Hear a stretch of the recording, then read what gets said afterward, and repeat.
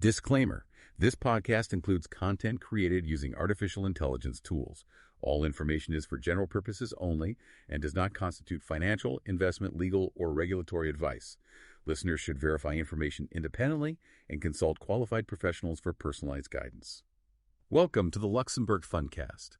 Before we continue, we'd like to mention that the Luxembourg Fundcast is created and produced by Bertrand Mariot, a practicing regulatory lawyer admitted to the Luxembourg and Paris bars. The mission of this podcast is to bring clear, free, and reliable information sourced from official references that are carefully curated and continually updated and refined through high-standard evolving prompt and context engineering on Luxembourg's financial regulation and investment funds to professionals and anyone interested in the Luxembourg Financial Center. Welcome back to the Deep Dive. Today is 9 November 2025, and we're tackling something pretty fundamental in fund governance. We're really looking beyond just, ticking boxes in administration. We're talking about the art of supervision for alternative investment fund managers, AIFMs. Yeah, exactly. And it's not just some nice idea, is it? It's driven by, partly economic necessity managing costs globally. But crucially, it's mandated by regulatory rigor. And the absolute core document here, the kind of real book for all outsourcing, is CSSF Circular 22806. Right. So our mission today, for you listening, isn't just to understand the rules. It's about how you can build a genuinely strategic, robust, and, defensible oversight model. So let's maybe start with the immediate pressures. What are the key takeaways right now, November 2025? Okay, 3 big ones. First, let's talk about a deadline that's already passed. Remember the CSSF's thematic review on delegation back in October 2024? Well, it explicitly required IFM's investment fund managers to do a full internal assessment of their delegation monitoring frameworks.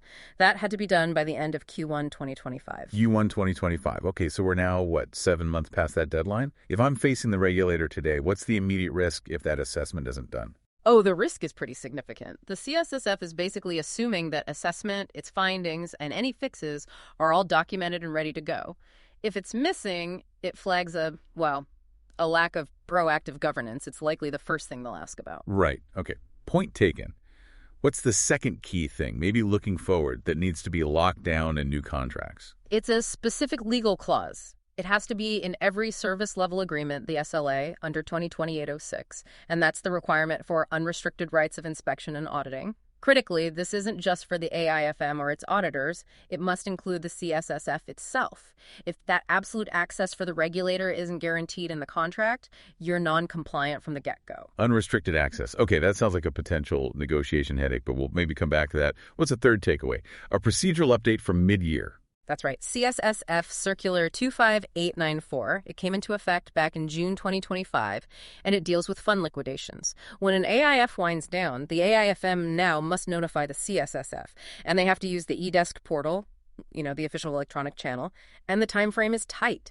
10 working days from the fund's effective liquidation date. It's a very precise deadline. Miss it, and you've got a problem. Okay, let's dive deeper then into this core framework. Yeah. You mentioned CSSF Circular 22806 from April 2022. You called it a watershed moment. Why was it so significant? Well, before that, the rules around outsourcing were a bit fragmented. You had different circulars for different things, like ICT, for example. 22806 pulled it all together. It created one single comprehensive framework for all outsourcing arrangements. And what sort of activities actually fall under this outsourcing umbrella? Is it just the big stuff like portfolio management? That's a common misconception. It applies to any function deemed critical or important. And in practice, for, the senior professionals managing these funds day to day, this covers a lot. It includes the preparatory work for corporate secretarial tasks, actually building the board packs, NAV oversight, fund accounting, even the initial grunt work of processing investor AML KYC files. All of that falls under the same strict oversight standard. Okay. It applies across the board. AIFMs, UCITES, Mancos, PFS. Yes, universally. But here's a really crucial point people sometimes stumble on. Intra-group outsourcing. Ah, right. So using my own group service center, say in South Africa or India or Mauritius, logically you'd think that's lower risk, right? You would think so. Yeah. But the regulator, under Too Many Way 06, makes absolutely no distinction. You have to treat that intra-group arrangement with the exact same level of due diligence, the same oversight, the same contractual rigor as you would an external third party. But why? What's the regulatory thinking there? It comes down to substance and control remaining firmly in Luxembourg. The function is critical. The risk to the fund and investors is the same. Doesn't matter who does the typing. The CSSF needs clear, auditable proof that the Luxembourg entity, the AIFM, maintains effective control and supervision. So the process, the DDQ, the audits, the reporting, it all has to be identical. The supervisor sits here. And this isn't a temporary fad. It's being cemented into law. Exactly. AIFMD2 is coming. Draft Law 8628 was just deposited in October this year.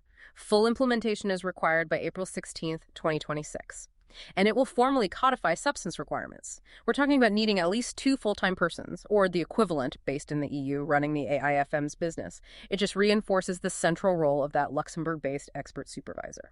And this ties back to the CSSF's thematic review from last year. Yes. Even though that review started by looking mainly at portfolio management delegation, its recommendations about documented monitoring were explicitly applied where relevant to all delegated functions. The standard of proof for oversight is now universal. No exceptions. Okay, let's shift gears to the practicalities. The due diligence, the onboarding. You're saying onboarding a new fund is, from a regulatory perspective, onboarding a new outsourcing arrangement. Pretty much, yes, if critical functions are involved. And that whole process falls squarely on the senior professional here in Luxembourg. They have to coordinate internally legal, compliance, risk, IT maybe. And there are formal steps before any contract gets signed. Absolutely. Auditable steps. The very first document you need is the internal risk analysis. This is where you formally determine if a function, let's say, preparing the board pack, is actually critical or important under the circular's definition. You have to assess concentration risk, data security, business disruption potential. It's the foundation.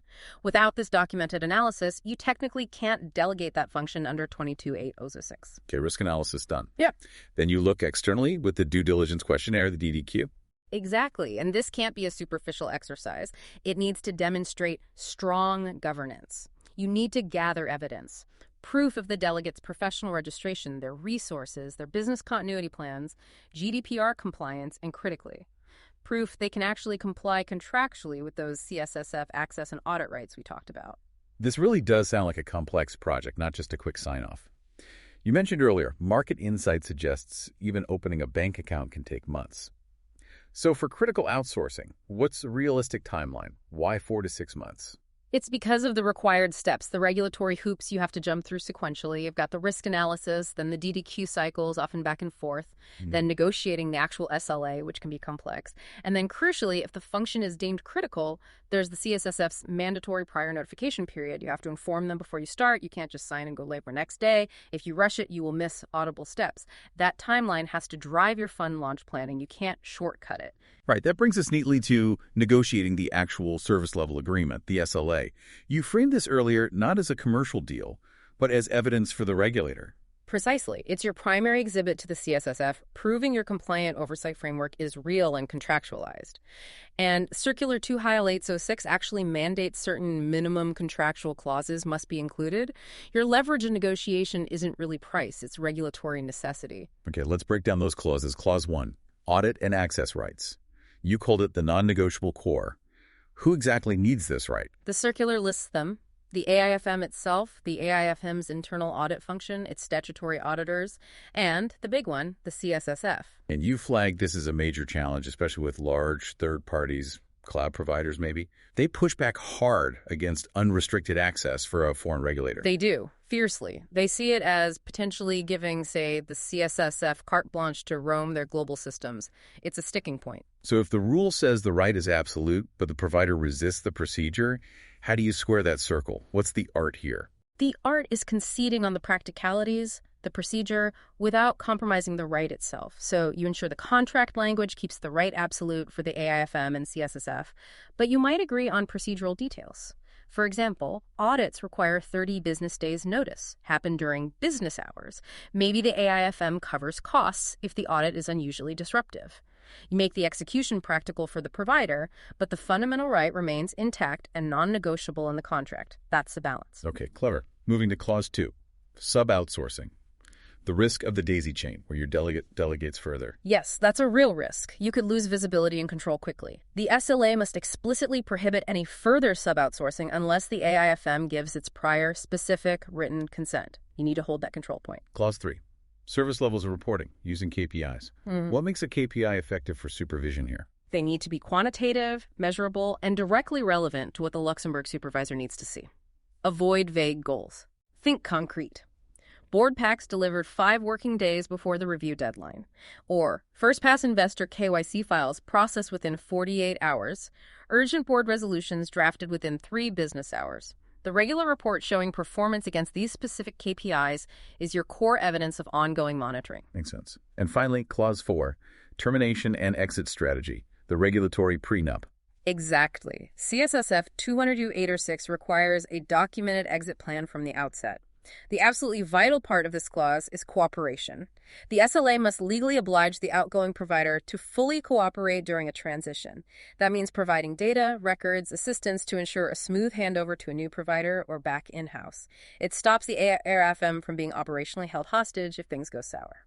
Okay, so we've negotiated the contract. Let's talk about the day-to-day reality, supervision and action. Right. And the main event for regular supervision is the quarterly board meeting, yes, which has to be run from Luxembourg for substance. Correct. The preparatory work, like creating the board pack, that's delegated, but the Luxembourg manager's role is crucial here. It's not passive receipt. It's active review, challenging the data, understanding the exceptions, and then formally presenting the key findings and the oversight report to the board. And documentation is key again, the evidentiary trail. Absolutely critical. The board minutes are your proof of supervision. It's not enough for the meeting just to happen. Best practice is for the minutes to explicitly state something like, the board received and reviewed the quarterly delegation oversight report, confirming the delegates' adherence to the key performance indicators. Without that specific wording, or something very similar, the regulator can argue supervision wasn't properly exercised or evidenced. Okay, that covers the routine. What about non-routine events like liquidation? You mentioned it's a complex project managed from Luxembourg, and that new deadline from CSSF 25894 is vital here too. Yes, liquidation is definitely a project management task for the AIFM, coordinating with notaries for formal acts, EGMs for certain company forms like the SA, Société Anonyme, and so on.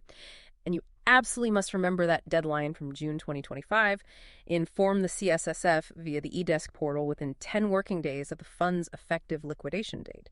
Missing that notification is a clear process failure during a high-risk period.